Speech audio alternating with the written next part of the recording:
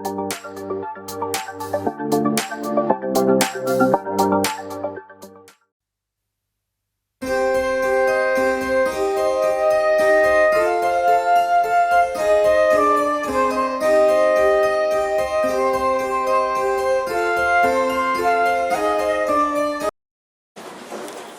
या वर्षाची शेवट होत असताना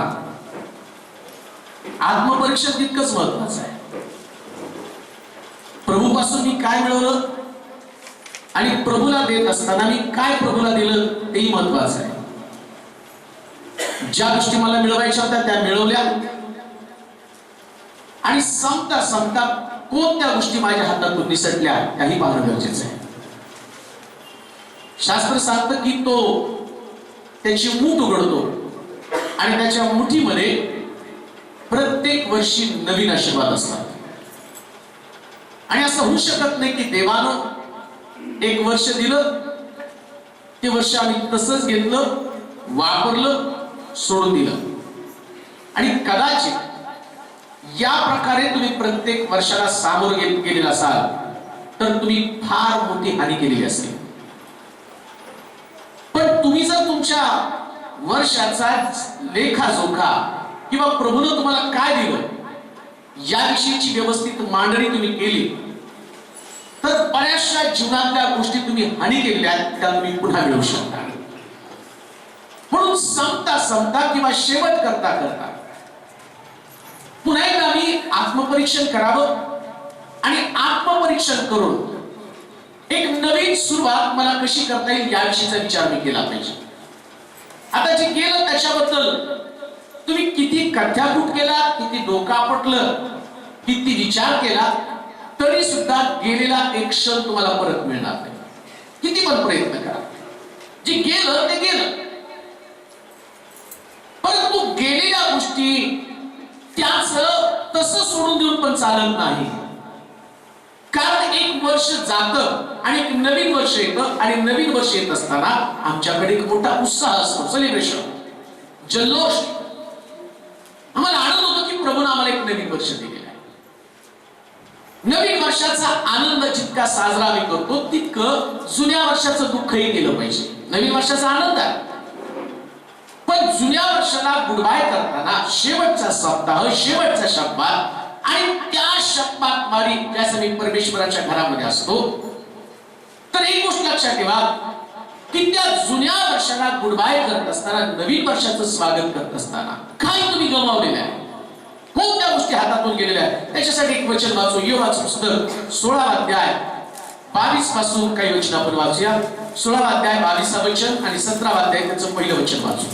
योहाचं पुस्तक 16 अध्याय 22 वचन, 17 अध्याय पहिलं वचन. कारण जेथून परत येता येत नाही अशा मार्गाने थोड्याच वर्षाने मी जाणार. माझा प्राणनाश होत आहे, माझे दिवस संपले, मला कवर काय ते राहिले आहे. माझे वर्ष किंवा माझे दिवस संपले. एक वर्ष संपलं बघत बघत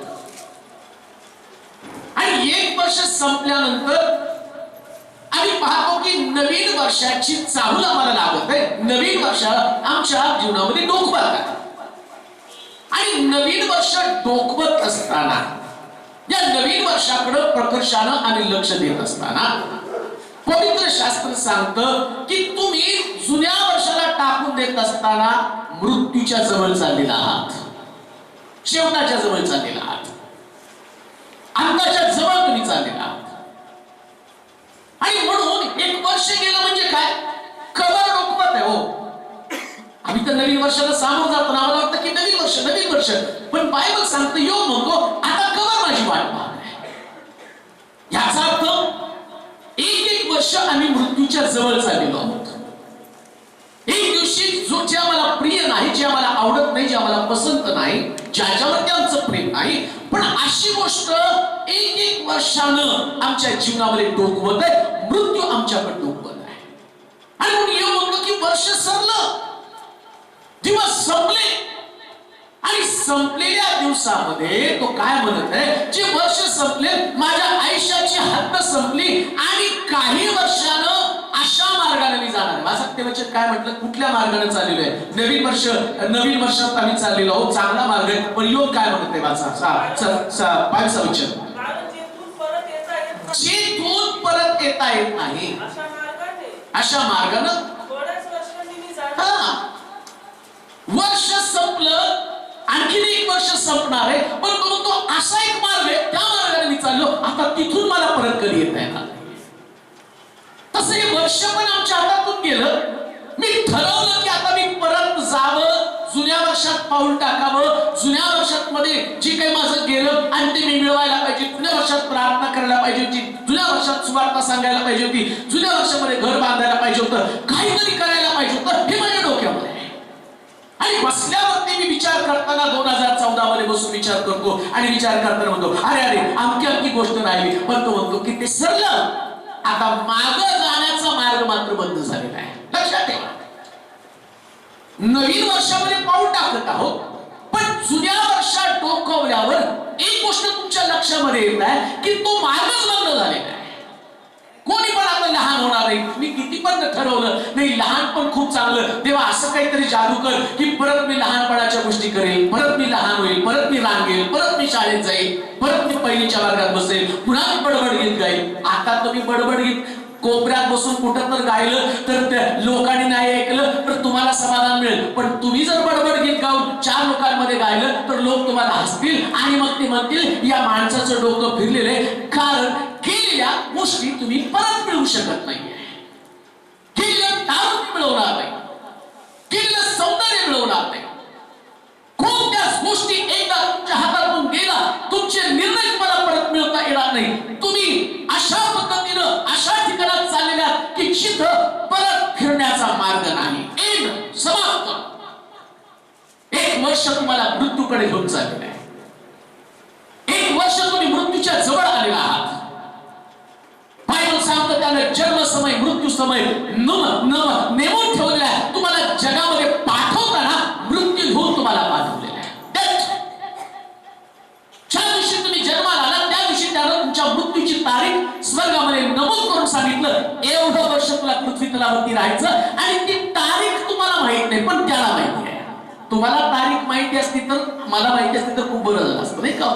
त्या तारखेपर्यंत मी पश्चाताप केला नसता, मला पाहिजे तसं वागलं असतं.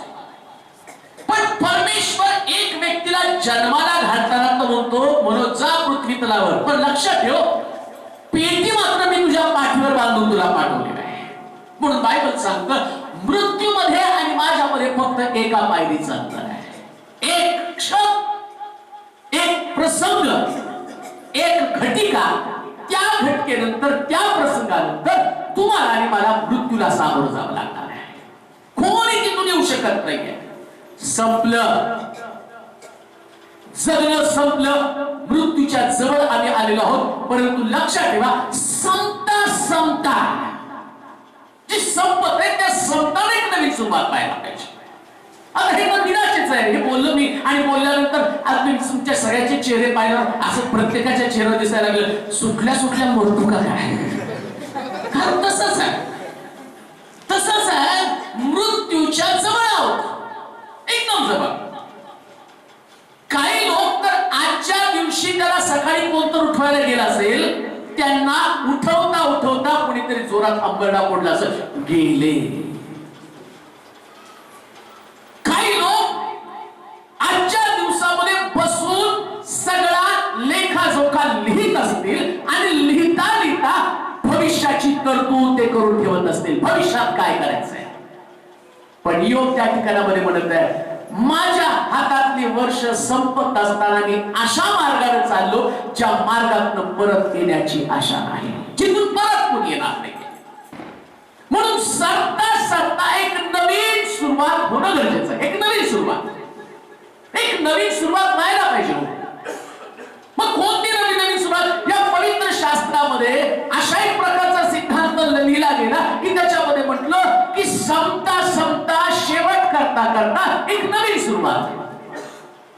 आणि ज्याला आपल्या जीवनामध्ये नवीन सुरुवात जमत नाही त्या व्यक्तीची हयातीतली सगळी वर्ष गर्द जाणार आहे.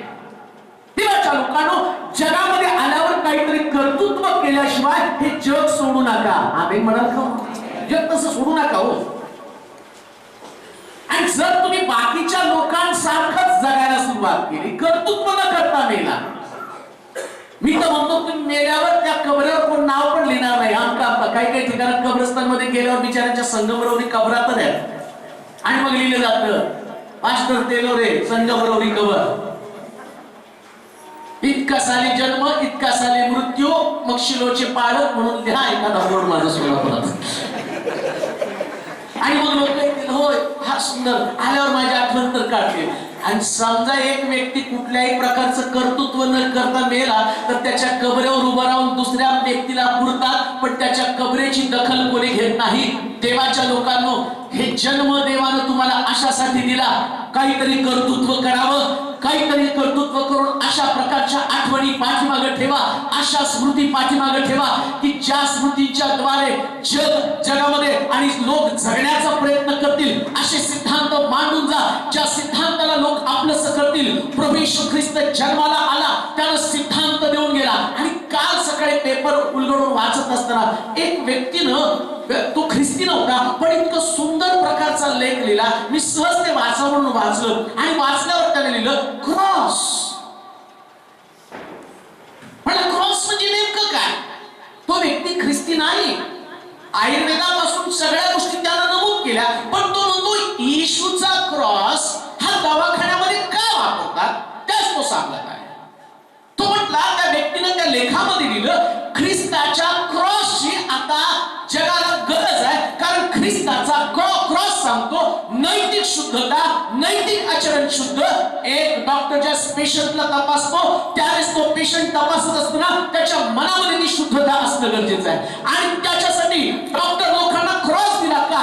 कारण तो पेशंट तुमच्या हातामध्ये आलेला आहे, परंतु तुमचं नैतिक आचरण जर शुद्ध नसेल तर त्या पेशंटची तुम्ही फसवणूक करणार आहात. होय देवाच्या लोकांनो, ख्रिस्त 2000 वर्षापूर्वी आला, वधस्तंभावरती मेला, पण मरणामधला जगाला शुद्धतेचं शिक्षण देऊन गेला.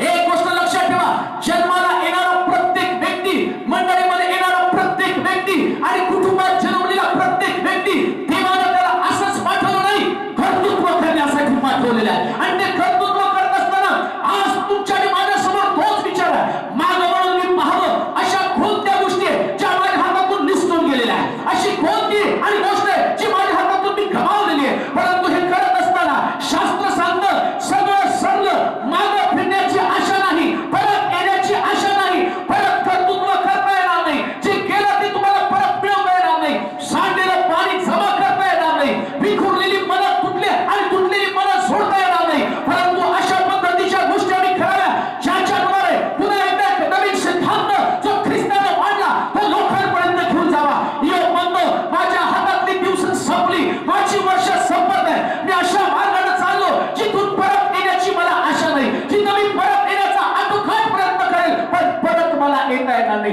देवाच्या लोकांनो, देवानं दिलेलं जीवन हे एक सुंदर प्रकारचा अनुभव आहे, एक सुंदर अनुभव. या जगामध्ये देवानं तुम्हाला पाठवलं काहीतरी येतोय. एक मुलगी जन्माला आली, 4 मुली म्हणून 5वी मुलगी जन्माला आल्यावर तिच्या आईनं तिचा गळा दाबला मारून टाकला. आणि त्या डॉक्टर आपल्या लेखामध्ये पण सांगतो कित्येक लेकरांना जन्माला यायचं असतं, परंतु तरुण मुलगा तरुण मुलगी मन विशुद्ध ख्रिस्ताचा क्रॉस त्यांच्याकडे नसल्या कारणानं, ते सुद्धा त्या डॉक्टरने कालचा लेख वाचा, नैतिक आचरण शुद्ध नसल्या कारणानं तरुण मुलगा तरुण मुलगी लग्नाच्या अगोदर शरीर संबंध येतात आणि एक लेकरू पोटामध्ये असतं. येशूचा क्रॉस तर सांगतो वाचवा, तो मरतो पण दुसऱ्याला वाचवतो. डॉक्टरची लाख असती त्या लेकराला मारू नये, पण त्या तरुण मुलगा तरुण मुलगी त्यांचं पाप लोकांना दिसू नये, पण ते डॉक्टरला म्हणतात आतलं लेकरू मारा. आणि ते डॉक्टर इच्छा नसताना त्या लेकराला मारतात. मी तुम्हाला का सांगत आहे, तुम्ही जन्माला आला पण कितीतरी जन्माला येण्यापासून थांबलेले आहेत. तुम्ही जग पाहिलं पण कितीतरी जगामध्ये जन्माला येण्यासाठी धडपडत आहेत, पण त्यांना जन्म मिळत नाही. मग देवानं एवढा सुंदर जन्म तुम्हाला दिलेला आहे आणि या सुंदर जन्माला तुम्ही आलेल्यानंतर तुम्ही काय करत आहात, कोणत्या गोष्टी कोणत्या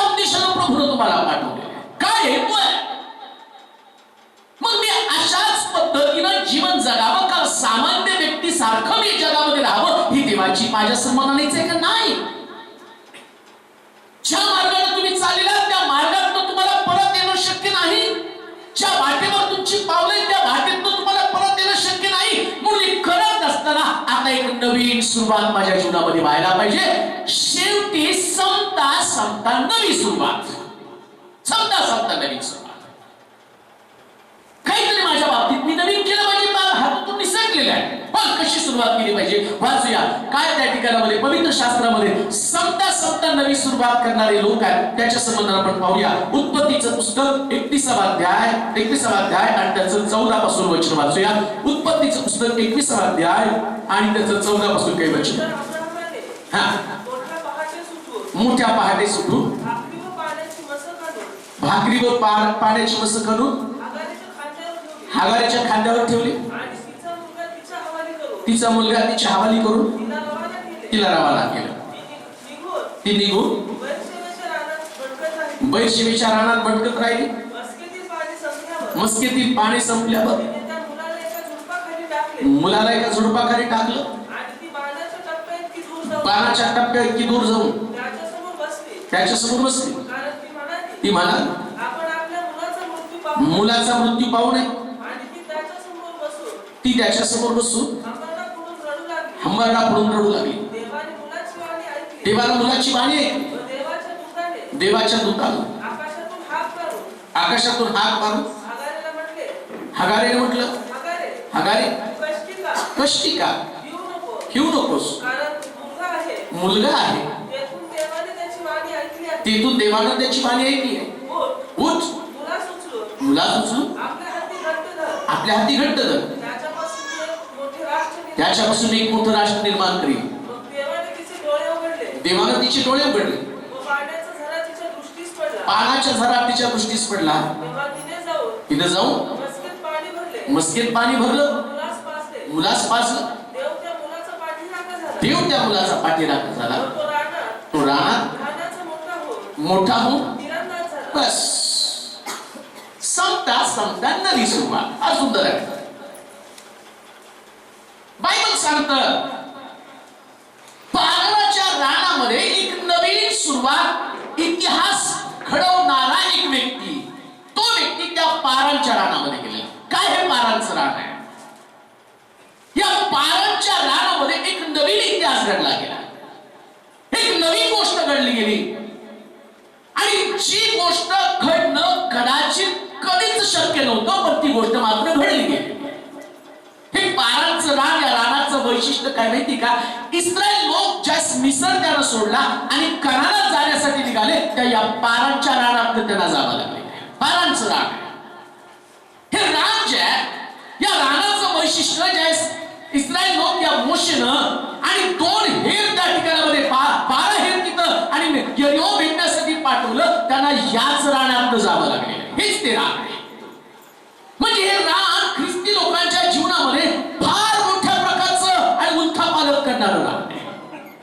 दावीद ज्यावेळेस तो मृत्यू शौलापासून पळायला लागलेला आहे, तो सुद्धा याच रानातून गेलेला आहे आणि शौलापासून बचाव करण्यासाठी त्याला इकडे जावं लागलं. हे पारांचं रान आहे.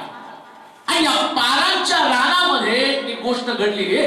इथं देवानं मरता मरता म्हणजे शेवटची घटका असाच त्याचा शेवटचा शब्दात असेल. कारण तो कुठं होता माहिती का?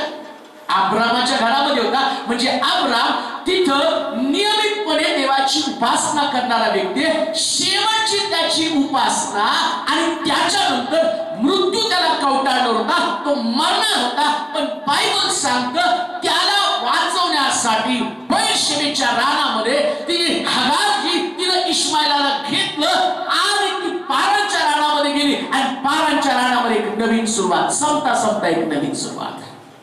का? देवाला तर या व्यक्तीला आधार द्यायचा होता, देवाला याला मारायचं नव्हतं. का देऊ नाही का?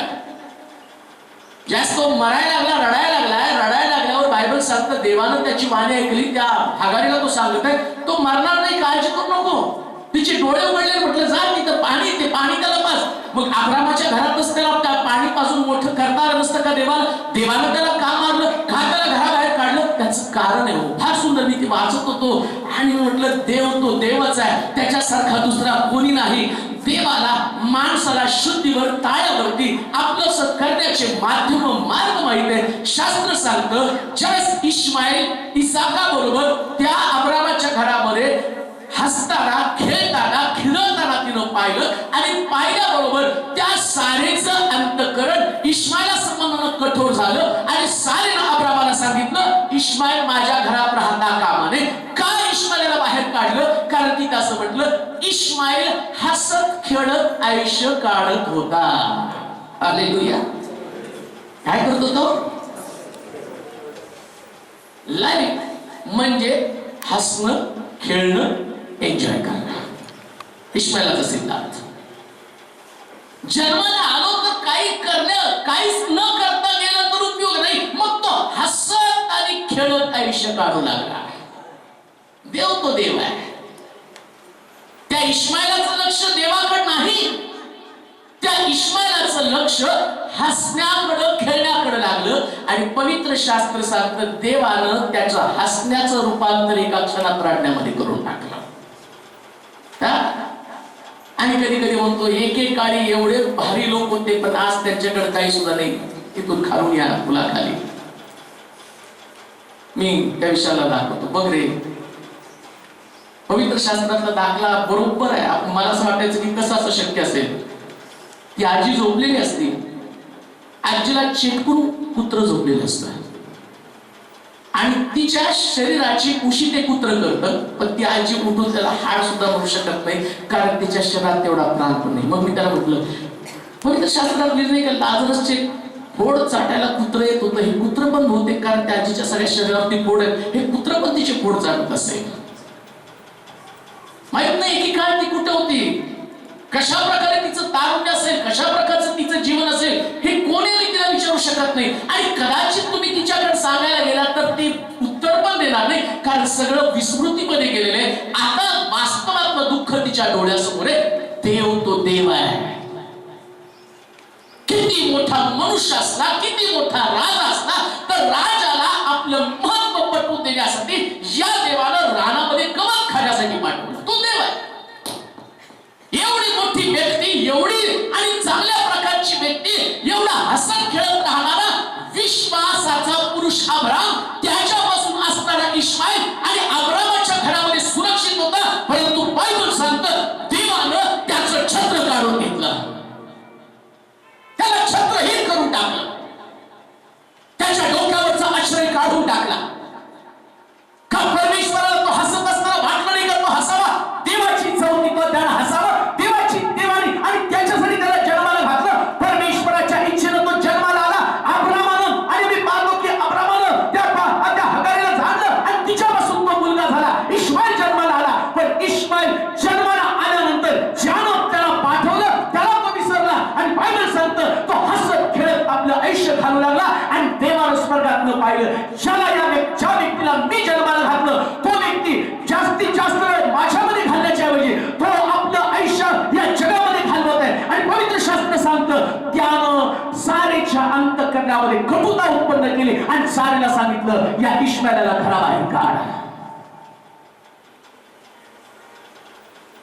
अब्राम तो निर्णय स्वीकारू शकला नाही. अब्राम इश्माईलाला घराबाहेर काढणार नव्हता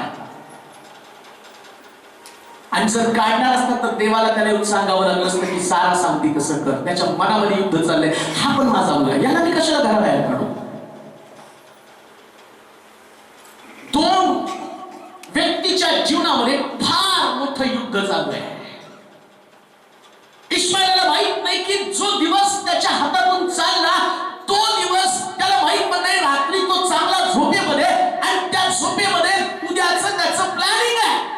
कुठं खेळायला जायचं, काय करायचं, काय जेवायचं, कोण माझे मित्र त्यांना भेटण्याचं त्याचं प्लॅनिंग आहे. आणि तिकडं रात्री देवानं अब्रामाच्या डोक्यामध्ये इश्माईला संबंधीचं प्लॅनिंग बदलून टाकलेलं आहे.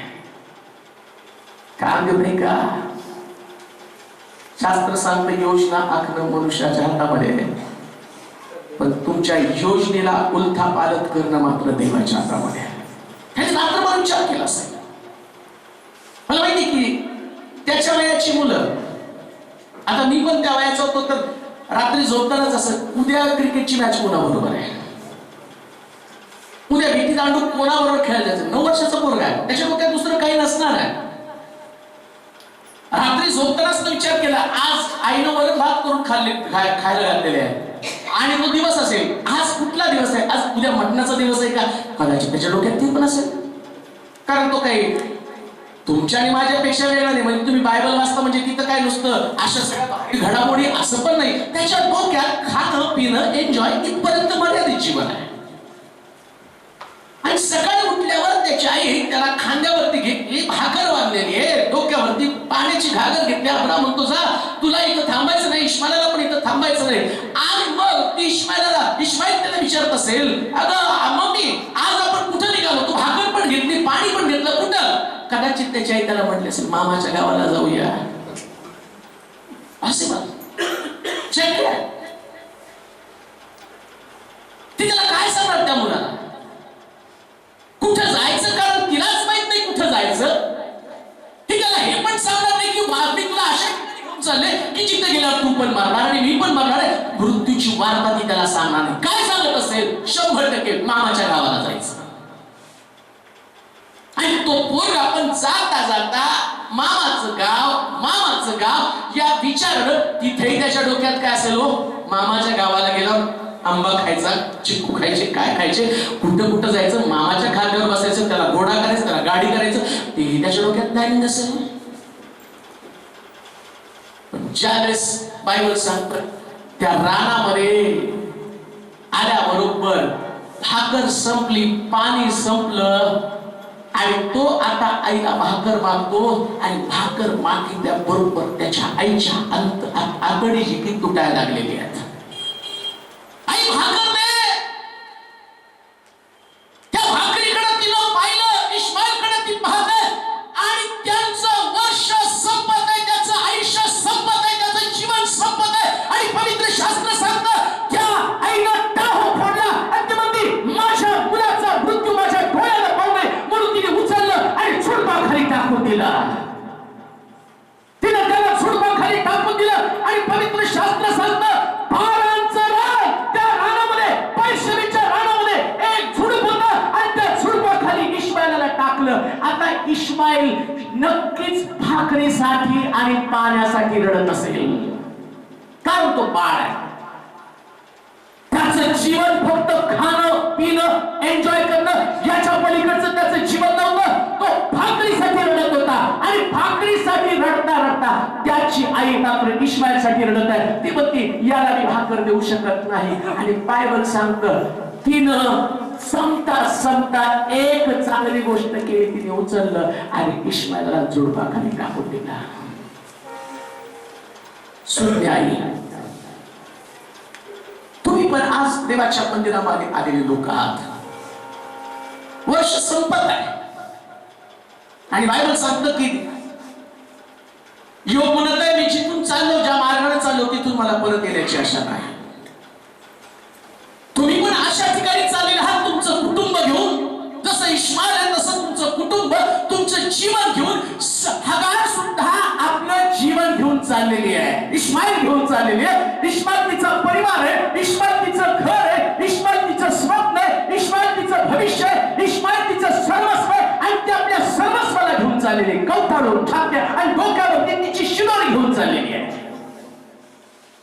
तिची उद्याची चिंता ती डोक्यावरती घेऊन चाललेली आहे. पण उद्याची चिंता ज्यावेळेस ती त्या ठिकाणामध्ये आली, पारांच्या रानामध्ये आली आणि पारांच्या रानामध्ये आल्याबरोबर तिचे डोळे त्याच्यावरती अंधेरी आली, ब्लँक. इश्माईलला झुडपाखाली टाकताना ती म्हणती, त्याचा मृत्यू माझ्या डोळ्याला मी पाहू नये. मरण जसं योग म्हणतो, ज्या मार्गाने मी चाललो तो मार्ग मला परत येण्याची आशा नाही. आता ती पण म्हणते मला परत येण्याची आशा नाही. पण तिनं तिचं भविष्य झुडपाखाली टाकलं. संपता एक नवीन सुरुवात. कदाचित 2014 मध्ये तुम्ही असंच तुमचा परिवार घेऊन मोठ्या कष्टानं निघालेला असाल आणि तुमच्या परिवाराला भविष्य नसेल. हालेलुया.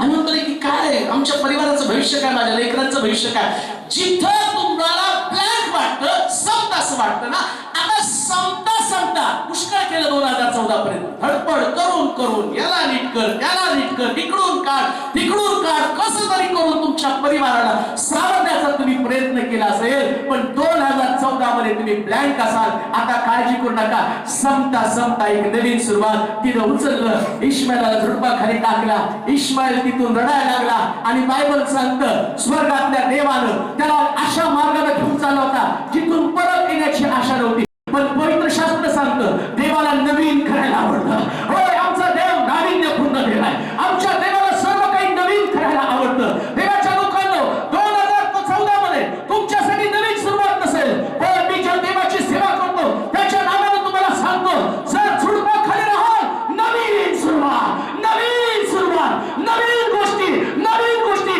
आणि इश्माईलला तिने झुडपाखाली टाकलं आणि मला फार ते आवडलं, झुडपाखाली टाकलं.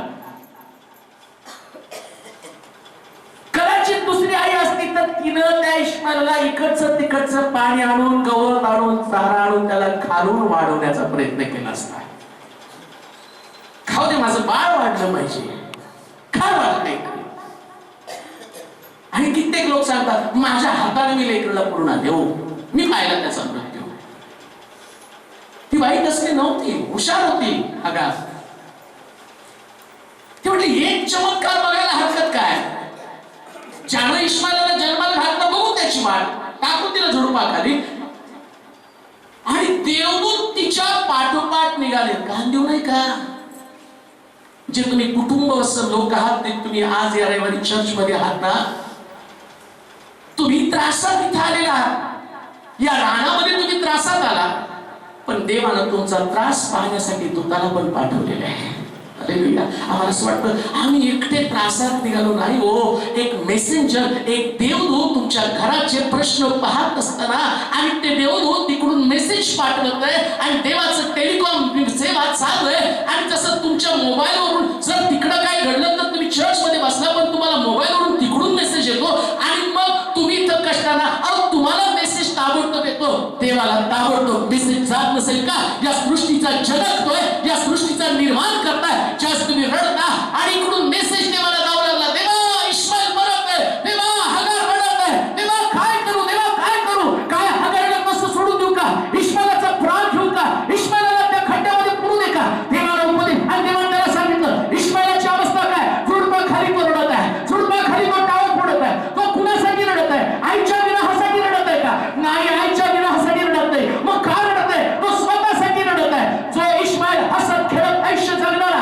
हसणारा खेळणारा इश्माईल, पण तो आता स्वतःसाठी रडत आहे. का रडत आहे, कदाचित तो म्हणत आहे अरे मी आयुष्यामध्ये देवाला ओळखलं नाही, परमेश्वर कोण हे मी जाणलं नाही, पण आता मला खऱ्या रीतीने देवाची ओळख पटलेली. पहिल्यांदा 9 वर्षाच्या इश्माईलनं झुडपाखाली आरोळी मारायला सुरुवात केली. देवा माझ्यावरती दया कर, देवा माझ्यावरती दया कर. हाच शब्द ऐकण्यासाठी इश्माईलला देवानं अब्रामाच्या घरातून बाहेर काढलं होतं. होय देवाच्या लोकांनो, 2014 मध्ये अशाच प्रकारचा शब्द ऐकण्यासाठी परमेश्वरानं तुम्हाला चालवलं. अशाच प्रकारचा शब्द ऐकण्यासाठी परमेश्वरानं तुम्हाला कष्टात नेलं. अशाच प्रकारचा शब्द ऐकण्यासाठी परमेश्वरानं मृत्यूच्या जवळ तुम्हाला नेलं. आणि एक शब्द तुम्ही बोलावा, प्रभू माझी मदत कर.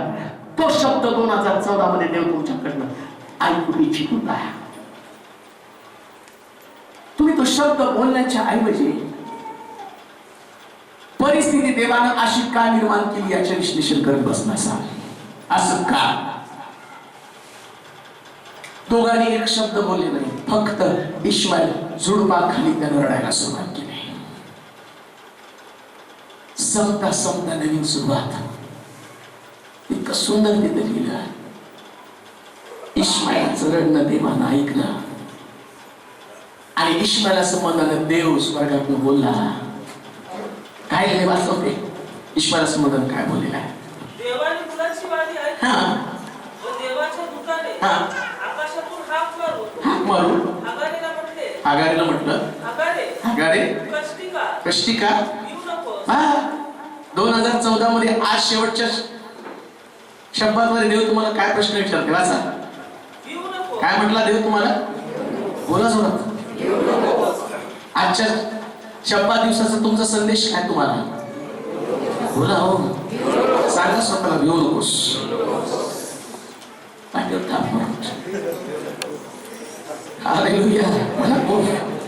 भिवू नको मनोज, काळजी करू नको, मी आहे ना. तिला सांगते अगं रे भिवू नकोस.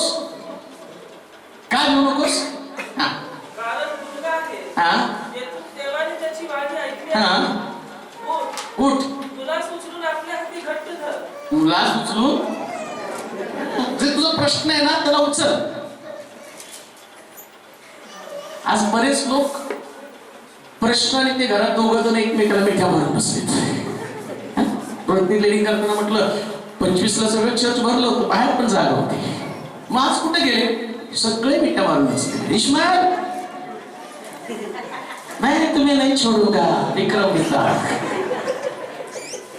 पण शास्त्र सांगतो तो म्हटला हागा रे उठ आणि इस्माईलला मिठी मार. आता तिच्या समोर मोठा प्रश्न, हा मरणारे म्हणून त्याला इथं टाकलेला आहे. आता माझं आणि इस्माईल घेऊन मी अशा प्रकारची साक्षी घेऊन जाऊ का? कदाचित मी सारेकडे पुन्हा जाईल. इस्माईल माझा वाढलेला, रानामध्ये हरलेला, पराजित झालेला, त्याच्या डोळ्यात अश्रू, त्याच्या शरीराचं आणि हाडं काढं झालेलं, अशा प्रकारची साक्ष घेऊन जर मी सारेकडे गेली तर सारा मला पाहून हसेल आणि ती म्हणेल माझा इसाक एवढा हँडसम, एवढा देखणा, एवढा चांगला, माझी साक्ष एवढी सुंदर आणि तुझा इस्माईल कसा. देवाला इस्माईलाची पण काळजी, इसाकाची पण काळजी, सगळ्याला निर्माण करणारा देव हा पक्षपाती देव नाही, तो तुमचं सांत्वन करणारा देव आहे. आणि म्हणून रडा देवाच्या सानिध्यामध्ये. इस्माईलासाठी रडू नका, इस्माईल स्वतःसाठी रडला. हागार इस्माईलसाठी रडायला लागली. ती म्हटली कसं हो माझ्या बाळाचं सोड, तुझं बोल. शास्त्र सांगतात ती इस्माईलसाठी रडत होती, माझं बाळ मरायला लागलं. आणि बाळ मेल्यावर ही राहणार आहे का? बाळाला भाकर नाही म्हणजे हिला पण भाकर नाही, बाळाला पाणी नाही म्हणजे हिला पण पाणी नाही. पण तिचं रडणं सगळं बाळासाठी. कोणी कुणासाठी रडू नका, स्वार्थीपणा स्वतःसाठी रडा. आम्ही म्हणाल का हो? जरा जोरात आम्ही म्हणा. आणि एकमेकाची काळजी करू नका, तुमच्या स्वतःची काळजी तुम्ही करा. तुमचं आध्यात्मिक जीवन, तुमचं स्पिरिच्युअल लाईफ, तुमचा विश्वास, तुमची प्रार्थना, तुमची समर्पण, तुमची आराधना, हे जे तुमचं त्याच्याविषयी विचार करा. ते रडायला लागले आणि शास्त्र सांगतं काय म्हटलं तिथं, वाचूया. एवढाच एक मुद्दा नाही, बरेच मुद्दे आहेत, परंतु वाचूया काय म्हटलं तिथं. आपल्या मुलासाठी घट्ट धर. त्याच्यापासून मी एक मोठे राष्ट्र निर्माण केले. काय म्हटलं होतं? समता समता काय नवी सुरुवात. किती राष्ट्र बोला देव? किती राष्ट्र? केवढे घर बोला, केवढे घर, केवढा पगार म्हणा, केवढा पगार, कसली बायको, मोठ्या वयाची नाही मोठ्या पगाराची. हालेलुया. कसला नवरा बोला, कसला पती बोला, क्यों सिस्टर बोला बोला, मोठ्या पगाराचा. हालेलुया. कसली गाडी हो, मोठी गाडी, सगळं मोठं. 2014 मध्ये तुमचा इस्माईल छोटा रडत एक टाहो पडून, त्यामुळे तुमचं आता 2015 येणार आहे. 2015 मध्ये मी मोठं करणार आहे का? कारण इस्माईल झुडपाखाली आहे. इस्माईलच्या झुडपाखाली तर नवीन सुरुवात असणार आहे. इस्माईलच्या झुडपाखाली असेल तर जुनं काही नसणार आहे. तिला झुडपाखाली, तुमचं स्वप्न झुडपाखाली टाकून द्या. ईश्वर हे झुडप आहे, टाकून द्या स्वप्न तुमचं तिथं. नाही कळवून बसा कसं होणार माझं, अहो जाऊ द्या, तुमचं काहीच घडणार नाही, घडणार नाही. तुमचं स्वप्न कवटाळा, तुमचं दृष्टांत कवटाळा, तुमच्या दृष्टांताला घेऊन तुम्ही निघा आणि तुमचं दृष्टांत झुडपाखाली टाका. आणि झुडपाखाली टाकल्यावर बायबल सांगतं, तो म्हटला मी याच्यापासून एक मोठं राष्ट्र निर्माण करणार. समता समता नवीन सुरुवात. 14 गेलं, 15 एक नवीन सुरुवात आहे. नवीन सुरुवात. आणखी काय म्हटलं? हा देवाने तिचे डोळे उघडले हा व पाण्याचा झरा तिच्या दृष्टीस पडला. हा तिने जाऊन मस्केत पाणी भरले. नाही, परत ते वचन वाच. याच्यापासून एक मोठं राष्ट्र निर्माण कर. हा उरास उचलून आपल्या हाती घट्ट धर. घट्ट धर. त्याच्यापासून ती एक मोठं राष्ट्र निर्माण करील. मग देवाने तिचे डोळे उघडले. डोळे उघडले. व पाण्याचा झरा हा. 2014 मध्ये किंवा संपता देवानं तिचे डोळे उघडले. जोपर्यंत तुमचे डोळे उघडत नाही तोपर्यंत मोठा इस्माईल तुमच्या दृष्टीला पडू शकत नाही. डोळे उघडा. झरा तिथं होता हो इस्माईल. आणि मी मानतो ज्या रानामध्ये ती गेली ना त्या पारणाच्या रानामध्ये बैरशेबीच्या रानामध्ये झरा होता. काही देवानं तिथं स्वर्गात काय असं अग्निमधून भस्कर आणि झरा नाही काढला. पण कधी कधी मनुष्य दुःखामध्ये एवढा बुडून जातो की देवाची प्रोव्हिजन पण तो विसरून जातो. काय देवानं तरतूद करून ठेवलेली आहे लक्षात ठेवा. देवाची प्रोव्हिजन प्रत्येक वर्षी तुमच्या बरोबरच चालत असते. आम्ही म्हणत जरा सोडत आले पण देवाला माहिती की कधी तुमचे डोळे उघडायचे. हालेलुया. डोळे पण तिथं कोण काय लिहिलं हो देवानं? कोणी उघडले हो? हालेलुया. प्रभू दिसना. शोधलं तर दिसणारच नाही. मी डोळे उघडायला पाहिजे. आणि ज्या वेळेस तुम्ही झुडपा खाली रडायला सुरुवात करता तुम्ही रडायला सुरुवात केल्याबरोबर तो तुमचे पण डोळे उघडत नाही. प्रेज लॉर्ड म्हणाल का? हो जरा तुला प्रेज लॉर्ड म्हणाल. इस्माईलच मस्त आहे हो. झुडपा खाली नुसतं आणि त्याच्या छाती करून माझं बाळ माझं असं बाळ. इस्माईल नुसतं व्याव्या करत बसायचं. हालेलुया. इस्माईल लोकांनो नुसतं व्या करत बसा. तुमच्यासाठी रडा. मम्मा मम्मा मम्मा मम्मा मम्मा मम्मा. आम्हाला फक्त अब्बा बाबा माय फादर माय लॉर्ड एवढं ओरडलं. डोळे उघडणारी हागार देव तिचे डोळे उघडेल आणि तुमच्यासाठी पुरवठा तरतूद करून ठेवेल. कारण तो देव आहे. त्याला इस्माईलला आशीर्वाद द्यायचा होता. 9 वर्षाचा इस्माईल त्याला आशीर्वाद द्यायचा. आणि तो रडल्याबरोबर देवानं तिचे डोळे उघडले. मला सांगण्याचा मुद्दा एकच आहे की तुमची तरतूद तुमच्या बरोबर आहे. तुमची प्रोव्हिजन तुमच्या बरोबर आहे. तुमचा साथ तुमच्या बरोबर आहे. इकडे तिकडे पाहू नका. परमेश्वर कुठून तुमच्यासाठी तरतूद करणार आहे. फक्त देवाला प्रार्थना करा. प्रार्थना करताना मला देवा कुठं तरतूद करून ठेवली तेवढे डोळे माझे उघड आणि मला ते नेमका स्पॉट दिसू दे. तिथं मी पाहिल आणि बरोबर देव तिथं तुमचे डोळे उघडतो. आणि डोळे उघडल्यानंतर काखेत कसा गावाला वारसा हो ग इकडं तिकडं फिरलो. इथं तर पाणी होतं. इथंच पाणी होतं. पण देवानं तुझे डोळे उघडले नव्हते. पण आता देवानं तुझे डोळे उघडले. हालेलुया. सुंदर नाही का? खूप सुंदर आहे. परमेश्वराचं वचनच अद्भुत आहे. सारा दिसत असून हागार दिसत असून पण आघाडी होती. तिचे डोळे उघडले नव्हते. आणि मग आम्ही पाहतो त्याने एक नवीन सुरुवात केली. पुढे काय गेले वाचूया. देवाने तिचे डोळे उघडले व पाण्याचा झरा तिच्या दृष्टीस पडला. तेव्हा तिने जाऊन मस्केत पाणी भरले व मुलास पाजले. देव त्या मुलाचा पाठीराखा झाला व तो रानात लहानाचा मोठा होत. रानात लहानाचा मोठा होत तिरंदाज झाला. बस आता इस्माईल मरणार होता. येड झाला. तो येड शेवटचा त्याच्या शब्दात आहे अब्रामाच्या घरावर. आणि आता प्रॉब्लेम काय माहिती का?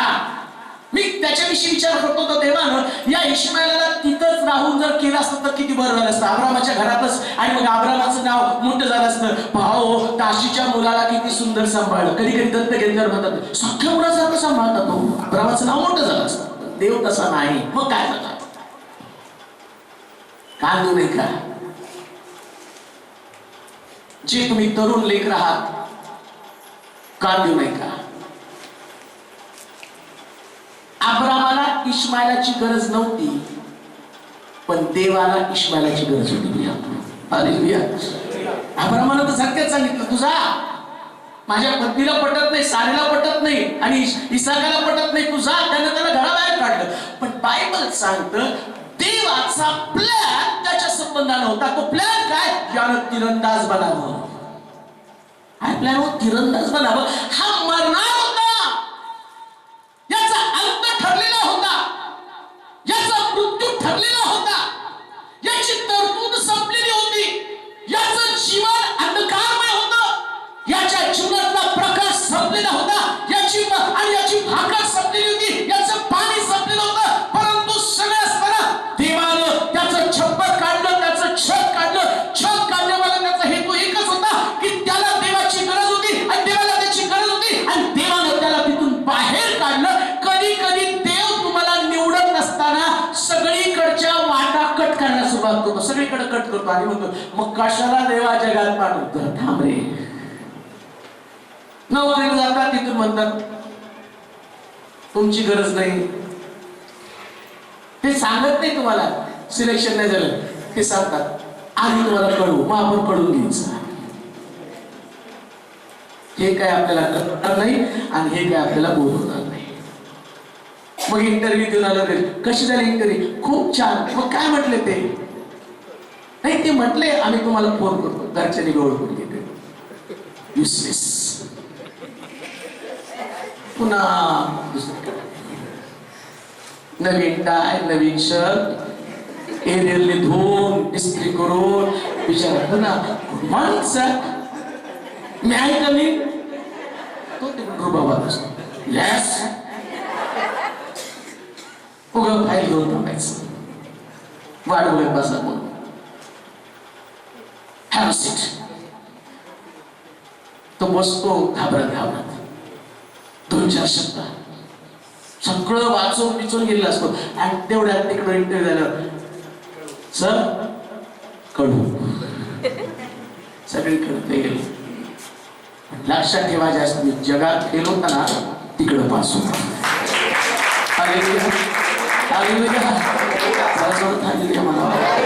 सगळीकडून रिजेक्ट रिजेक्ट रिजेक्ट रिजेक्ट. सगळे असणारे दोरखंड कापले जातात, दोरखंड कापले जातात. म्हणून निराश होऊ नका, कारण ज्या दोरखंडावर तुम्ही चढत होता त्या दोरखंडासहित तुम्ही पडणार होता. पण जो दोरखंड, जो मदतीचा हात स्वर्गात येणार आहे, तो दोरखंड कापण्याची ताकद कोणामध्ये नसणार आहे, त्या दोरखंडाला हलवण्याची ताकद कोणामध्ये नसणार आहे. दोरखंड नाही म्हणून निराश होऊ नका. देवाचे प्लॅन, देवाचा हेतू, देवाची योजना समजावून घ्या आणि त्यानं झाडाच्या अंतःकरणामध्ये आणि निष्फळाला सोडण्यासाठी सांगितलं, सारीच्या अंतःकरणात घालण्यासाठी सांगितलं. आम्हाला सांगितलं याला घालून दे, सगळीकडून घालून दे, घालून दे, घालून दे, घालून दे, घालून दे, घालून दे. जिकडं जाईल तिकडं त्याच्या तोंडात कानावर शब्द एकच, घालवून दे, घालवून दे, घालवून दे. आता हगार सुद्धा रानामध्ये त्याला म्हणती झाडाखाली. बायबल सांगतं झुडपाखाली तो रडत असताना प्रभूनं त्याची वारी ऐकली आणि शास्त्रात लिहिलं देवानं त्याला तिरंदाज बनवला. नवीन सुरुवात. असा नेमधारी व्यक्ती देव तुम्हाला बनवेल, ज्या भूमीवर तू पाय ठेवशील ती भूमी तुमची होऊन जाईल. ते तुमचा वाया जाणार नाही, कारण तुम्हाला फक्त नेम धरायचं आहे. नेम धरायचं म्हणजे बघायचं तुम्हाला कुठला नेम हो. उलट आम्हाला परीक्षा झाल्यावर त्याला विचारलं काय बाळा यावर्षी पास का? काय नेम नाही म्हणते. पास होईल किंवा नाही काय सांगतात, काही नियम नाही. म्हणजे याचा अर्थ नेम हुकला. आम्हाला पहिल्यापासून नेम धरायची सवय नाही, आम्ही कुठं नेम धरणार आहे. परंतु पवित्र शास्त्र सांगतं त्याचे तरुणपणाचे पुत्र वीराच्या हातातील बाणाप्रमाणे वीराकडे नेम आहे आणि सगळ्यात मोठा वीर प्रभू येशू ख्रिस्त आहे. त्याच्या हातात पडलं तर हा वीर अशा ठिकाणी जाऊन बाण पडेल की जिथं लोक पाहून म्हणतील देव धन्य आहे, परमेश्वर धन्य आहे. तिने झुडपाखाली त्याला टाकलं आणि बायबल सांगतं की त्यानं त्या रानामध्ये एक नवीन आशा दिलेली आहे. पारणाच्या रानामध्ये एक नवीन आशा दिलेली आहे. दुसरी गोष्ट वाचूया, योहानाचं सुवर्तमान 2 अध्याय 3 वचन. योहान 2:3. संपता नवीन सुरुवात. द्राक्षरस संपला येशूची आई त्याला म्हणाली, त्याला म्हणाली त्याच्याजवळ द्राक्षरस नाही. द्राक्षरस नाही. येशू तिला म्हणाला, बाई, त्याच्याशी तुझा माझा काय संबंध? संपता संपता नवीन सुरुवात. द्राक्षरस संपला, जसं वर्ष संपलं तसा द्राक्षरस पण संपला. हो, 365 दिवस हातात गेले. किती राहिले मोजून? आज तारीख किती आहे? 28 म्हणजे राहिला 29, 30, 31. किती दिवस राहिले हो? म्हणजे 362 दिवस द्राक्षरसासारखे संपले. आता कुठं तर तळ आहे, त्या तळाला घेऊन जातो. काय सुंदर, काय सुंदर हे वर्ष, खूप सुंदर गेलं, खूप सुंदर. काय काय पराक्रम केला, किती पेपरला नाव आलं आणि किती मोठ्या मोठ्या गोष्टी केल्या. या वर्षी खूप चांगलं. काय चांगलं झालं डोक्यात? काही चांगलं झालं. किती मोठा पराक्रम केला, काय गोष्टी मिळवल्या, काही पण नाही. हो, पण मी स्वतःच सांगतो, मागच्या वर्षी 13 मध्ये 7.5 मग 14 मध्ये 6.5 आली का? एक कमी झाली. 7.5च्या ऐवजी 6.5 आली का? काही चांगलं झालेलं नाही. येशू काना गावामध्ये गेला. काना गावातला द्राक्षरस संपला. आता 2 पर्याय. हळूच जाऊन कानात सांगायचं, संपलं नाही का? नाही का? चर्च मध्ये प्रोग्राम असतो जेवणाचा आणि डेट संपत असल्यावर काही लोक पाळायचे लवकर बसतात. सेम गोष्ट आम्ही करू शकलो असतो. संपलं निघा, संपलं निघा, संपलं निघा. पण त्या ठिकाणामध्ये येशूची आई संपता संपता येशूकडे घालू नका. फार महत्वाचा मुद्दा आहे. संपता संपता एक प्रश्न देव तुमच्या समोर टाकणार, त्याच्याविषयी बोलत आहे. संपल्याबरोबर वर्ष संपताना, म्हणून 31 तारखेला संपता संपता पण आम्ही 9 ते 12 संपता संपता आराम. प्रभू धन्यवाद धन्यवाद धन्यवाद धन्यवाद धन्यवाद धन्यवाद. एकदम सुंदर धन्यवाद धन्यवाद घेऊन आलो. तसं त्याच्या येशूच्या आई घेऊन आली. धन्यवाद घेऊन आली आणि त्याला म्हणते, बाळा द्राक्षरस संपला. तसं आम्ही 31 तारखेला 12 प्रभू संपलं. काय म्हटलं तू? बघा संपल्यावर काय म्हटलं ते?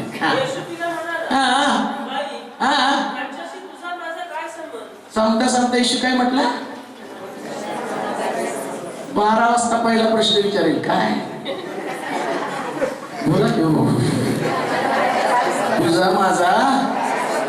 तुम्ही तर म्हणता प्रभू थँक्यू 2014 धन्यवाद धन्यवाद धन्यवाद. अरे बाबा, अगं बाई, सगळ्याबद्दल धन्यवाद, पण याच्याशी तुझा माझा काय संबंध? द्राक्षरस संपला ही गोष्ट खरी आहे, पण संबंध काय? नीट ऐका. जाता जाता देव तुम्हाला पहिला प्रश्न करत आहे, 2014 मध्ये तुमचा देवाबरोबरचा संबंध कसा होता? कशा प्रकारे संबंध ठेवलेले आहेत? देवाबरोबर संबंध राहण्यासाठी तुम्ही किती परिश्रम घेतलेले आहेत? चालता चालता 2014 मध्ये संपता संपता कुठंतरी देवाबरोबरचं तुमचं कनेक्शन तुटलेलं तर नाही ना? तो अभिषेक, ते सामर्थ्य, तो अनुग्रह, ते आणि देवाची कृपा याच्यामध्ये कुठं खंड तर पडलेलं नाही ना? अशी कोणती गोष्ट आहे की चालता चालता परमेश्वरानं ज्या उद्देशानं तुम्हाला जगामध्ये पाठवलेले तो उद्देश तुम्ही गमावून तर बसलेला नाही ना? आणि म्हणून मरियाला तो प्रश्न करतोय, जाता जाता याच्याशी तुझा माझा काय संबंध? काय देवाशी तुमचा संबंध आहे? कुठल्या संबंधाने तुम्ही देवाकडे जाता? 4 संबंध तुम्हाला प्रस्थापित करावे लागणार आहे. 4 संबंध. त्यातल्या कोणत्या संबंधामध्ये तुम्ही आहात? तो म्हणतो की तुम्ही फाटे आहात. फाट्यासारखं येशूला तुम्ही बिलकुल राहून ख्रिस्ताचं सत्व घेण्याचं काम तुम्ही केलं का? तुम्ही त्या फाट्या, जसं येशू फाटा बेलापासून विभक्त होतो आणि जळून जातो, त्या फाट्याला सत्व घेता येत नाही, तसं येशूपासून तुम्ही विभक्त तर झालेला नाही ना? तो म्हणतो तुम्ही फाटे आहात. किती फाट्यासारखं येशूला बिलकुल राहिला 2014 मध्ये, आणि किती गोष्टी देवापासून तुम्ही मिळवल्या. का कोणती अशी घटना, कोणतं असं आणि तुमच्या जीवनामध्ये एक वेळ आली की त्या वेळामध्ये तुम्ही देवाला नाकारलेला आहे? नको प्रभू नको, या प्रभूमुळे फार दुःख सहन करावं लागतं, याच्यामुळे तुम्ही देवाबरोबरचा संबंध तर तोडलेला नाही ना? फाटा वेलामध्ये राहिला वाचून त्याला फळ देता येत नाही. काय तुम्ही प्रभूमध्ये फळासाठी चिटकून राहिला का तुमचे देवाबरोबरचे संबंध तुटलेले संबंध प्रस्थापित करा. जर तुम्ही माझ्या आज्ञा पाळाल, जर तुम्ही एकमेकावरती प्रीती कराल तर लोक तुम्हाला माझे शिष्य म्हणतील. लोक तुम्ही शिष्य आहात. शिष्यासारखं एकमेकावर प्रेम करून आणि देवाच्या वचनाचं पालन करून तुम्ही शिष्यासारखं चाललेलं. आज का शिष्यत्व निघून गेलेला आहे. त्या देवानं तुम्हाला बाप्तिस्मा देऊन पाण्यात वर काढलं तर तो आजपासून तुम्ही माझे शिष्य आहात. मग शिष्यत्वाची कसोटी तुमच्यामध्ये आहे का? जो कोणी माझा शिष्य होऊ पाहतो त्यानं आत्मनिग्रह करावा. चालता चालता स्वतःचा नाकार करा. किती वेळा तुम्ही स्वतःचा नाकार केला का? किती वेळा तुम्ही स्वपन जपलं? किती वेळा तुम्ही स्वतःला भुकललं? किती वेळा ख्रिस्तासारखं वरस्तंभ घेऊन तुम्ही निघाला का? किती वेळा वरस्तंभ तुम्ही टाकून दिला? शिष्य म्हणून तुम्ही चाललेला आहात का? आणि तिसरी गोष्ट तो म्हणतो तुम्ही दास आहात. दासाची संबंध. मी सेवा करून घेण्यासाठी नाही तर सेवा करण्यासाठी आलेलो आहे. प्रीतीने एकमेकाच्या दास वा गुलाम म्हटलेले आहे. तसं आम्ही एकमेकावर त्या प्रकारची प्रीती करायची, निस्वार्थी, ज्याच्याकडनं कुठल्या अपेक्षा नाही, जे कुठलं फळ मागत नाही, कुठल्या प्रकारचं आणि त्याच्यामध्ये लोभ नाही, अशा प्रकारची प्रीती करून आम्ही एकमेकाची गुलाम झालो का? ते संबंध देवाबरोबर ठेवले का? दास म्हणून प्रभूची सेवा करणं, त्याची दासत्व करणं. आणि चौथा संबंध तो म्हणतो आजपासून तुम्ही माझे मित्र आहात. मित्र म्हणून त्याच्याबरोबर चालला का? त्याला वाटलं कधी कधी तुमच्याशी बोलावं, पण तो बोलत असताना तुम्ही कान दिले का? का बोलताना तुम्ही त्याची कान बंद करून घेतले? कधी कधी देव बोलतो आमच्याशी वचनाच्या द्वारे. तुम्हाला माहिती का, जास्ती तुम्ही बोलतो ना, हे बोलत मी बोलत नाही, देव त्याचा निरोप तुमच्याशी आणत आहे. तो मित्र आहे तुमचा. त्याच्या मनातल्या गोष्टी तुमच्याशी तो सांगत आहे. कधी कधी आराधना चालताना पवित्र आत्मा येतो. पवित्र आत्मा शब्द देवाचा निरोप घेऊन तुमच्याकडे येतो आणि ते शब्द ऐकून तुम्ही स्वतःचं नातं देवावर प्रस्थापित केलं का? मित्र म्हणून चालला का त्याच्याबरोबर? अवलोकन करा, माग वळून पहा. का मित्राचं नातं तुम्ही टिकून ठेवलं का? मैत्री तोडलेली आहे. जगामध्ये चालताना जसं मी एक मित्राबरोबरचं नातं तोडतं, तसं परमेश्वर हा आमचा मित्र आहे. त्याला वाटतं तुमच्यावर काय स्वरूपी नातं प्रस्थापित करावं, कायची मैत्री असावी. पण कोणत्या कारणानं परमेश्वरावरची मैत्री तुटलेली आहे. एक चांगला मित्र आपल्या मित्रासाठी प्राण देतो. तुम्ही प्राण दिला नाही, पण त्याला तुमच्यासाठी देऊन ठेवलेला आहे. तो मेलेला आहे तुमच्यासाठी. का? तर तुमच्या बरोबरची मैत्री टिकावी, कायम राहावी, वाढावी, वृद्धिंगित व्हावी. आणि म्हणून म्हटलं अब्राम माझा मित्र आहे. अब्रामाला त्यानं मित्र म्हटलेला आहे. ज्यांनी पाहिलं नव्हतं पण वाणीच्या दिशेनं देवाच्या बरोबर चालला, चांगला मित्र बनलेला आहे. 2014 मध्ये देवाबरोबरची मैत्री तर तोडलेली आहे. बाई, याच्याशी तुझा माझा काय संबंध? परमेश्वर हाच प्रश्न तुम्हाला आणि मला विचारत आहे. संबंध तुम्ही तोडलेले आहात का? त्या ठिकाणामध्ये जोडलेले आहात. पुन्हा वाचूया काय म्हटलं तिथं 2000. हा, येशू तिला म्हणाला, बाई याच्याशी तुझा माझा काय संबंध? माझी वेळ अजून आली नाही.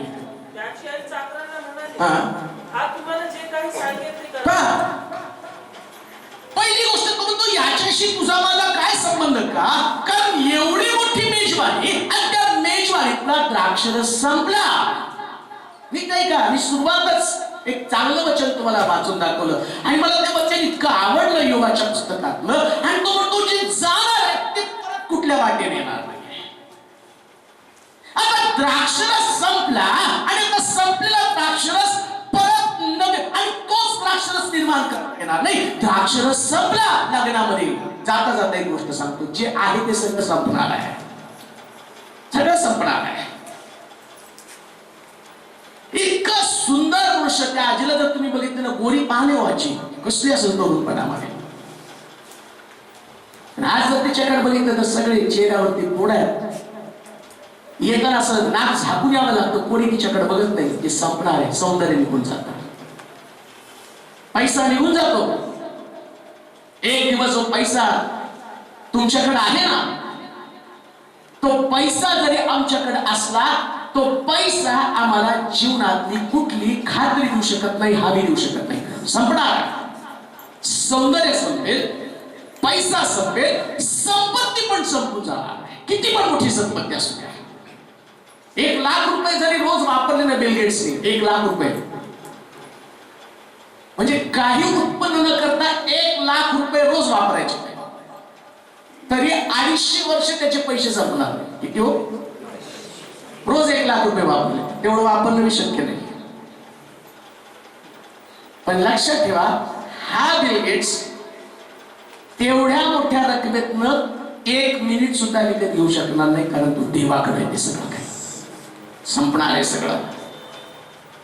एवढी मोठी ताकद, जगाला हलवणारी ताकद, मोठमोठी राष्ट्र हलवण्याची ताकद असणारा ओसामा बिन लादेन, ज्याचं नाव ऐकल्याबरोबर चांगल्या चांगल्या लोकांना अमेरिकेसारख्या राष्ट्राला धरती भरावं अशा प्रकारची ताकद असणारा ओसामा बिन लादेन मृत्यू समोर पाहिल्याबरोबर तो घाबरला, घाम फुटला आणि गोळ्या आल्या आणि त्याच्या शरीरामध्ये घुसल्या, तो मरून गेला. सगळं संपणार आहे.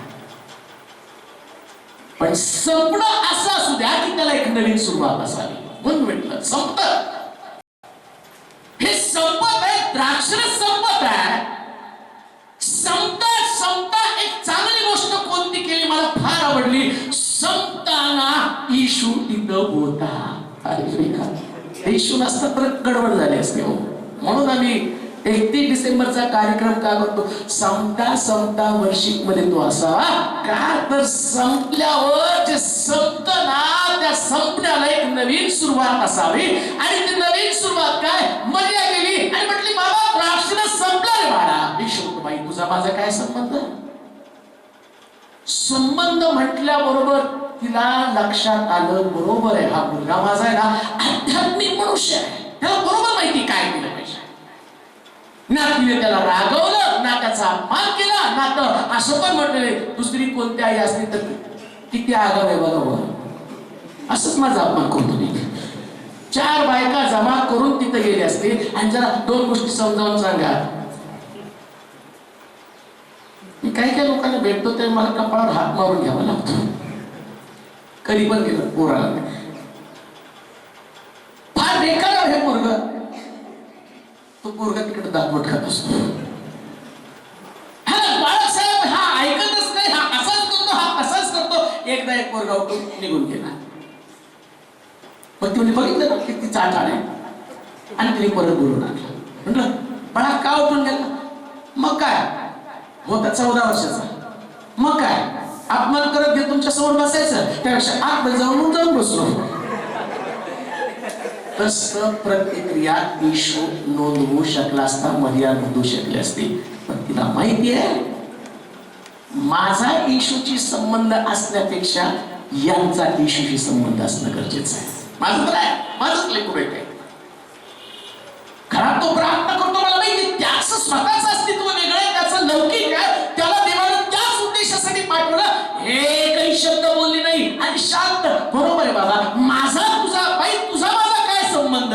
ती म्हणते बरोबर आहे, मी तू माझी आई, मी तुझा तू माझे मुलगा आहे, मी तुझी आई आहे. माझा तुझा संबंध घरापुरता मी तुला भाकर करून घालावी, तू मला सांभाळावं, एवढा एकमेकाचा संबंध आहे. पण देवाच्या गोष्टी आल्यावर तिथं माझा तुझा काही संबंध नसणार आहे. मग तिने सांगितलं याला हा जे सांगतो ते करा. एकदम सुंदर वाक्य ते म्हटलं, हा सांगतो ते करा. हो ते वशिला घेऊन आले होते, मग या तुमचाच मुलगा आहे, जरा आम्हाला पुढं पाठवा की प्रार्थनेला. हालेलुया.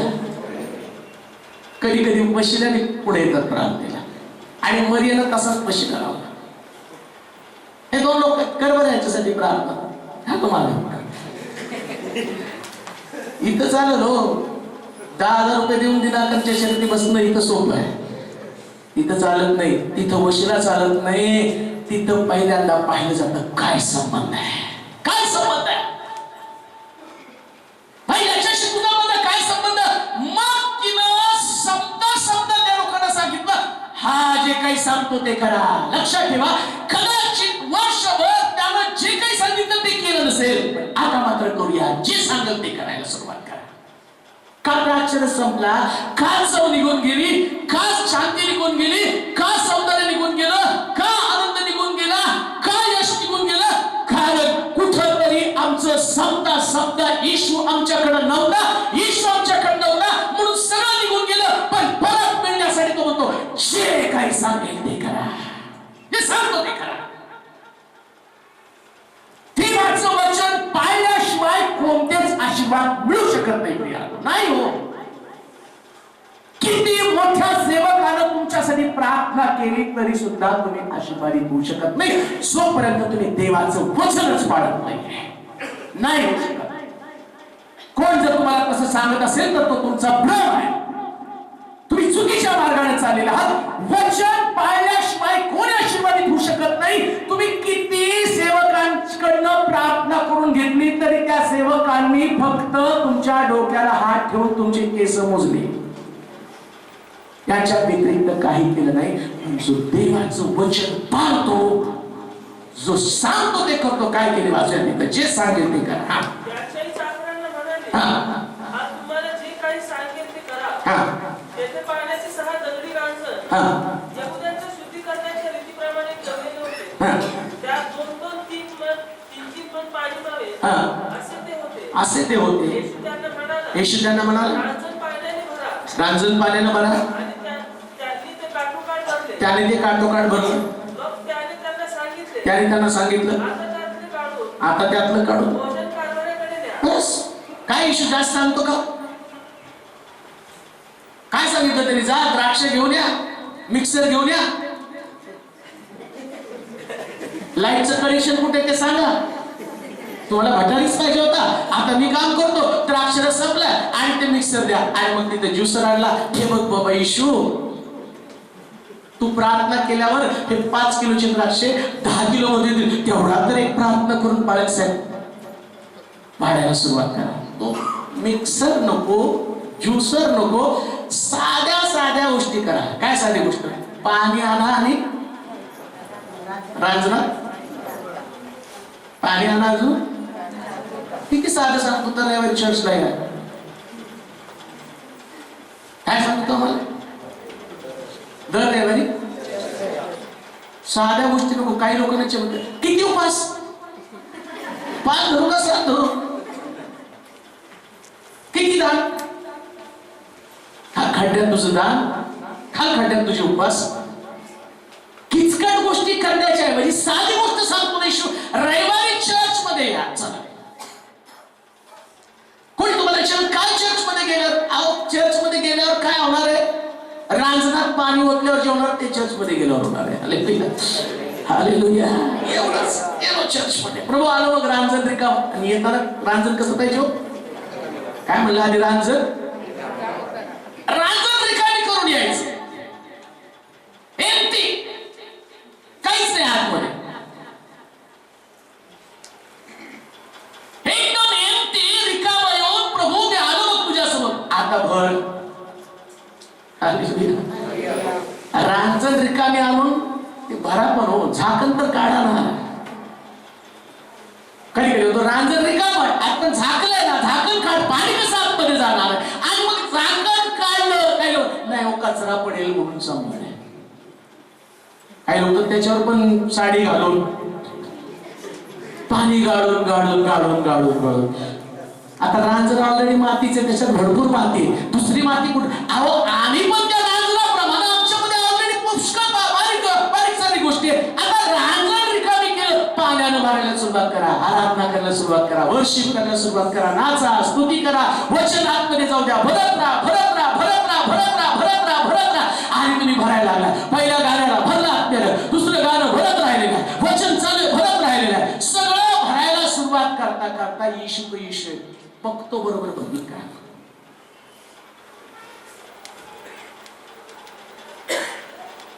काही लोकांकडचे कप सिस्टम, एका घरात गेलो चहा प्यायला, म्हणून कुणाला साहेब घ्यावं थोडासा आहे म्हणून नाही खूप मोठा आहे. आणि मग मी पिलो बघतो तर काय अर्ध्या कापाखाली टेम आलाय. मी म्हटलं या आयडिया भारी.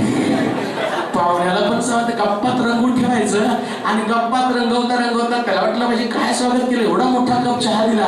आणि पिता पिता त्याला एवढं रंगून ठेवायचं, थोडंसं शिल्लक काही तळ दिसू नये म्हणून पिंट्या उचलून नेले आतमध्ये आणि पिंट्या घेऊन जातो. प्रश्न पडतो थोडा 2 घोट पिलो का पूर्ण ग्लास तरी का?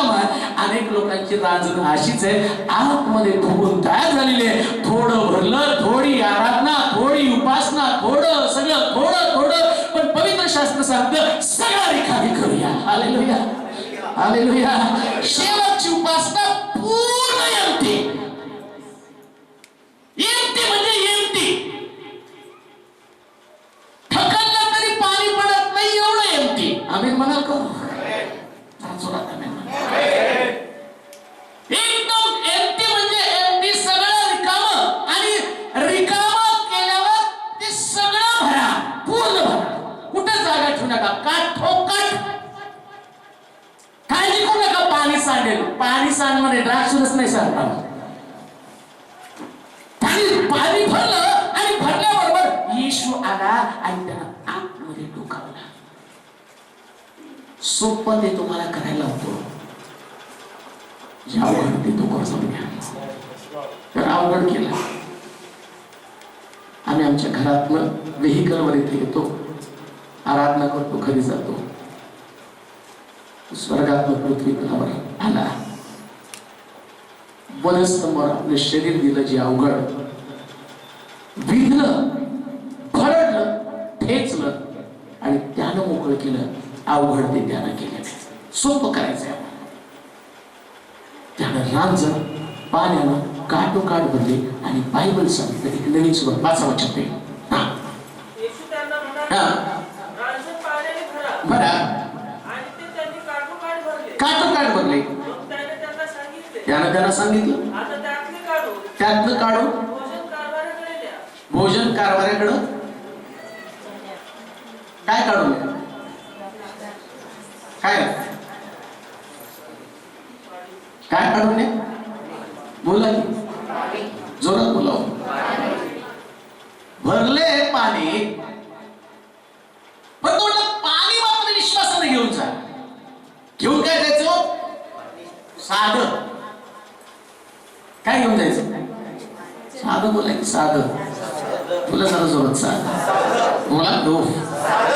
भारी व्हायला पाहिजे तर आधी कसं व्हायला पाहिजे? बोला हो. आम्हाला साधं नको आहे.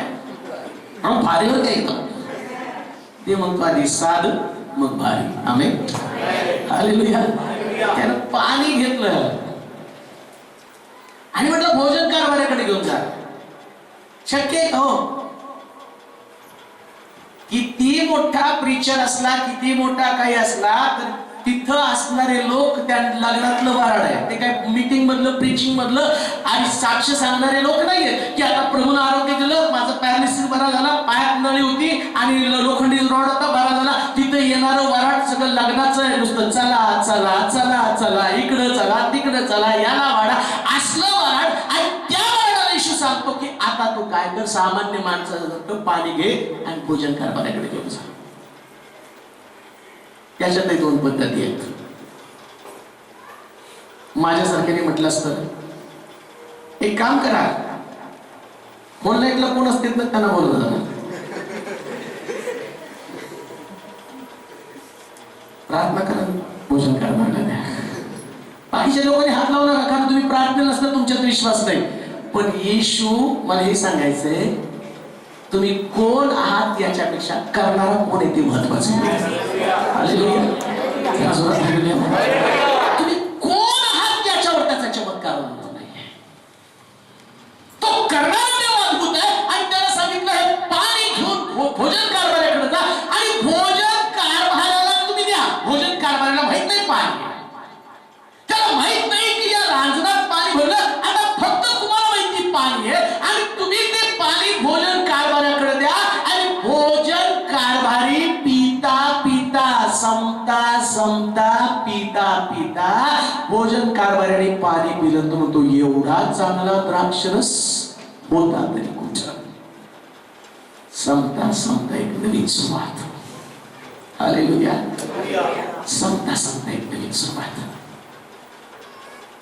सिस्टर काळे त्यांची मुलगी मला आठवतं दरवर्षी रडायची. आणि मागे गेल्यावर त्यांनी सांगितलं की सुसाईड करणार होता, मी मरणार होत माहिले की जाऊ, पोरीचं लग्न जमत नाही कसं काय. आणि पोरगी पण म्हणायची मी मरणार आहे. कधी पण गेल्यावर तिच्या तोंडात त्याचं म्हटलं काळजी नको, देवाने ठेवलंय कुठंतरी. संपता संपता प्रार्थना कर, विश्वास ठेव. आणि मग संपता संपता देवानं बरोबर तिला शोधत शोधत असा मुलगा आणला. एवढे वर्ष गेली, 27-28 वर्ष. आणि मग लग्न झालं तर मला वाटतं मागच्या महिन्यात मी त्यांच्याकडे गेलो, त्यांनी सांगितलं पोरगी आली 1 दिवसात गेली, ते म्हणले नको बाई तुझ्या घरामध्ये माझं घर चांगलं आहे आणि तुझ्याकडे नाताला पण येणार नाही. आणि जावायला सांगितलं जायचं नाही नाताला, एवढ्या वर्ष यायला त्रास दिला, पुष्कळ झालं, आता आम्हाला त्रास दे. निरस द्राक्षरस चवदार करणारा संपता संपता हे वर्ष संपता संपता नीट आहे का? हालेलुया. मी एक्साइट आहे, मला माहितीये संपता संपता काहीतरी घडणार आहे. आम्ही म्हणाल काहीतरी घडणार संपता संपता. जे निराश आहे त्याला चवदार करतं संपता संपता. फक्त तुम्ही काय करायचं, जे पाणी ते घेऊन जायचंय. प्रभू पाणी घेऊन चालले ते दिवस वर्ष घेऊन चाललेले, पाणी घेऊन गेला आणि घेऊन गेल्याबरोबर लोकांना ह्याच्याकडे आला भोजन कारभारी तो काय म्हटलं वाचव त्यांनी एवढं द्राक्षरस बनलेले पाणी, द्राक्षरस बनलेलं पाणी भोजन कारभाराने जेव्हा चाखले. काय चाकलं त्यांनी? बोला की काय? पाणी, द्राक्षरस नाही. काय चाकलं आणि काय उत्तर दिलं? काय म्हणतो? तेव्हा भोजन कारभारी वराला बोलावून म्हणाला, प्रत्येक मनुष्य कल्याणी चांगला द्राक्षरस वाढतो. कुणाला बोलून म्हटलं? नवऱ्याला. हो नवरदेव जरा इकडे या हो. त्याला मोठा प्रश्न पडला असेल, जेवणाच्या नावाने बोंबच आहे. इकडे 1001चं पाकिट आणि जेवण असलं, मिक्सर दिला किंवा मोठा आईला सांगायचं असली आमटी पातळ झाड असं काहीतरी दिलं असतं. पण हा व्यक्ती बोलवायला लागल्याबरोबर पहिलं लग्न, त्या लग्नामध्ये जेवणाचं कौतुक संपता संपता जिथं आबरू जाणार होती तिथं देवानं आबरू वाचवले. संपता संपता त्याला इज्जत बहाल करून टाकली. Hallelujah hallelujah. वर्ष संपता संपता देव तुम्हाला पुन्हा गौरव देणार आहे. हालेलुया. गेलेलं गौरव देव परत तुम्हाला देणार आहे. का? कारण जसा येशू ख्रिस्त काना गावात होता तसं वर्षाच्या शेवटी प्रभू तुमच्या बरोबर असेल तर तुमचं गौरव कुठं जाऊ शकणार नाही. देव तुम्हाला देणार आहे. एकच मुद्दा राहिला पण तो सांगणार नाही. संपता संपता येशू तुमच्या बरोबर जर असला, जाऊ देऊ नका त्याला, सगळं जाऊ द्या, अख्खं वराड गेलं तरी चालेल, पण येशू मात्र गेला नाही पाहिजे. सगळं वराड जरी खाली झालं असतं, मंडप रिकामा झाला असतं तरी चालेल, पण त्याला माहिती येशू पाहिजे. आणि मग त्याने येशूला शोधा. लक्षात ठेवा, वर्षभर तुमच्या घरात प्रत्येक कोपऱ्यात फक्त येशूला शोधा, बाकी कुणाला शोधू नका. येशू असला ना, मग बँक रिकामी असली तरी चालेल, नोकरी गेलेली असली तरी चालेल, आधार तुटलेला असला तरी चालेल, सगळीकडनं इंटरनेटनं फेल झालेला असला तरी चालेल, तुमचा बिझनेस चालत नसेल तरी हरकत नाही, पण जर येशू असेल, या 2015 मध्ये निरस नव्हे, सगळं चवदार असणार आहे, चवदार असणार आहे, चवदार असणार आहे. जे तुमच्यासाठी प्रभूने तयार करून ठेवलं ते चवदार असणार आहे. आणि चवदार चव निर्माण करणारा तो देव आहे. संपता संपता नवीन सुरुवात केली. बायबल सांगतं, जे गेलं तिथून येण्याची परत आशा नाही. मागच्या वर्षी पुन्हा एकदा वाचा योगाचं पुस्तक आणि त्याचा 16वा अध्याय 22 वचन, 17वा अध्याय 1 वचन. शेवटी पुन्हा आपण या वचनाकडे येऊया की तो म्हणतो, जेथून परत येता येत नाही, अशा मार्गानं थोड्याच वर्षांनी मी जाणार आहे. 2014 गेलं, आणखी थोड्या वर्षानं माझा प्राणनाश होत आहे. काय? माझा प्राणनाश होत आहे. 1 वर्ष काय झालं आता? आलं मरण जवळ. इकडं हॅपी बर्थडे टू मनोज, मग मी करतच नाही, भीती वाटते. इकडे हॅपी बर्थडे, इकडे केक कापतो, केक मध्ये घालून सगळे खुश होऊन खाते, पण त्याला माहिती केक त्याच्यावर नाही, माझ्या वर्षावर फिरायला लागलेली आहे. 1 वर्ष मृत्यूकडे घेऊन चाललेला आहे. जिथं तुम्ही चाललेले आहात तिथून परत येण्याची आशा नाही. पण लक्षात ठेवा, येशू जर माझ्याकडे असेल ना, जे ख्रिस्तामध्ये मरतात ते धन्य, कारण पुन्हा ते उठतील ही त्यांना आशा आहे. हालेलुया. किती सुंदर आहे. चाललो आम्ही मृत्यूकडे, पण मृत्यूकडे जाता जाता येशूला जाऊन दिलं नाही, येशूला संगती घेऊन चाललो. आणि येशूला संगती घेऊन चालल्या कारणानं जे गेलं ते परत मिळण्याची आशा आहे. ज्या मार्गाने गेलं, लक्षात ठेवा, जगात निर्धन झालेला व्यक्ती परत धनवान होत नाही. धन कमवण्यासाठी खूप वेळ लागतो. पण बायबल सांगतं योबाचं धन त्याला दुप्पट परत मिळालं. का? कारण जाता जाता पण प्रभू त्याच्या संगती होता, ते अल्पावधीमध्ये. त्याची लेकरं इतकी सुंदर झाली, आधीच्या लेकरांकडे पाहिल्यावर त्याला असं वाटलं एवढे सुंदर लेकरं देवानं का दिले, कारण जाता जाता पण देव त्याच्या बरोबर होता. तुमच्या बरोबर बसू द्या, मग कोणी नसलं तरी चालेल. कधी सुद्धा आजूबाजू पाहत बसू ना की माझ्या बरोबर कोण आहे. प्रभू तो मला कधीच वाटत नाही तू तुझ्या बाजूला असणारे लोक तुझ्या बरोबर आहेत का पाहावेत. तसं इश्माईलने झुडपाखाली मला हाक मारली, मला पाहिलं. त्याची आई त्याला सोडत होती, अब्राहम त्याला सोडत होता, पण मी त्याला सांगितले सगळी तुला सोडत नाही. आणि देवानं राखून दिलं, सगळ्यांनी सोडलं, पण मी तुझा आवाज ऐकण्यासाठी तुझ्या जवळ आहे. तो तिथं जवळ होता. आणि इश्माईलाचे आशीर्वाद त्याला पुसले, तिरंदाज त्याला बनवला. प्रभू तुम्हाला नवीन वर्षामध्ये नवीन आशीर्वाद देऊ. आपण प्रार्थना करू, आपल्या जागेवर राहूया, नतमस्तक होऊया, डोळे बंद करू, मान झोपूया. देवाचं वचन आपल्याकडे आले, त्यानं आमची भेट घेतली. संपता संपता नवीन सुरुवात.